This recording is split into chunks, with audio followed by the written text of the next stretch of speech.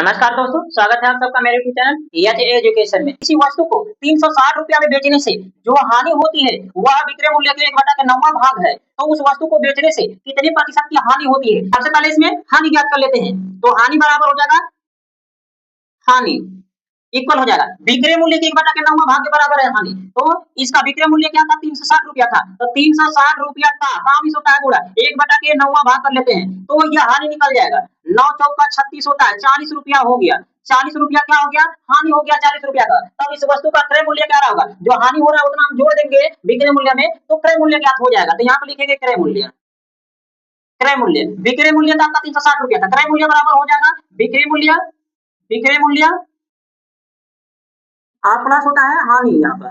तो विक्रय मूल्य क्या है? 360 रुपया है। 360 रुपया में 40 रुपया जोड़ देंगे तो हो जाएगा आपका 400 रुपया। 400 रुपया क्या हो गया? क्रय मूल्य हो गया। अब हानि परसेंटेज ज्ञात करने के लिए बोला गया है। तो हानि परसेंटेज बराबर होता है, हानि प्रतिशत बराबर होता है हानि गुणे 100 बटा के क्रय मूल्य होता है।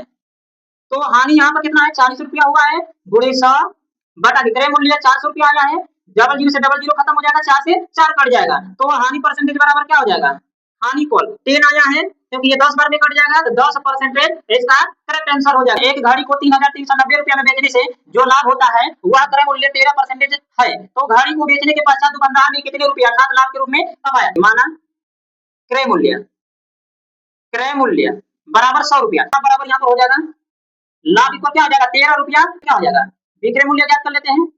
अब भाई 13 रुपया लाभ कमाया, 100 रुपया में खरीदा है, 13 रुपया में 13 रुपया फायदा में बेच दिया तो विक्रय मूल्य कितना हुआ? 113 रुपया का। ये लाभ जो है वो क्रय मूल्य में जोड़ देंगे तो विक्रय मूल्य के बराबर हो जाएगा। तो 100 प्लस यहाँ पर क्या कर देंगे 13 जोड़ देंगे तो 113 के रुपया के बराबर हो जाएगा। 113 रुपया विक्रय मूल्य बराबर 113 रुपया विक्रय मूल्य बराबर कितना लाभ हो रहा है? 13 रुपया का लाभ हो रहा है उसे।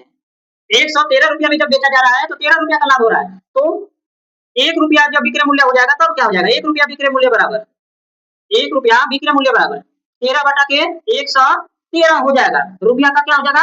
लाभ हो जाएगा। उसका 1 रुपया विक्रय मूल्य बराबर इतना लाभ हो रहा है तो 3,390 रुपया विक्रय मूल्य बराबर क्या हो जाएगा? कितना लाभ होगा? तो इसका ले जाकर इसे क्या करेंगे? मल्टीप्लाई करेंगे बटा के 113 गुणे 3,390 रुपया हो जाएगा। अब इससे इसे कटा देते हैं तो इससे भाग देंगे तो ये 3 बार में कट जाएगा, 30 बार में कट गया, 30 को इसमें गुणा कर देंगे तो हो जाएगा 13×39 390 रुपया हो जाएगा लाभ। एक व्यापारी ने 6 दर्जन अंडे 1.50 रुपये प्रति अंडे की दर से खरीदा। उन 10 अंडे उसमें से सड़ गए तथा वह शेष अंडे को 2 रुपया प्रति अंडे के हिसाब से बेच दिया। उसे कितने परसेंटेज का लाभ होगा? तो मान लेते हैं यहाँ पर 1 दर्जन बराबर होता है 12 तो 6 दर्जन बराबर हो जाएगा 72 यानी कि 1 दर्जन बराबर हो जाएगा 1 दर्जन बराबर 12 होता है तो 6 दर्जन बराबर कितना हो जाएगा? 6 दर्जन को निकाल लेते हैं 72 हो जाएगा, 72 अंडे हो जाएगा। फिर बोला गया कि इस अंडे को 1.50 रुपये यानी कि 1.50 प्रति अंडे के हिसाब से बेचा जा रहा है यानी कि 1 अंडे बराबर यहाँ पर लिखेंगे 1 अंडे बराबर 1.50 रुपया है। तो 72 अंडे बराबर कितना हो जाएगा? 72 अंडे बराबर।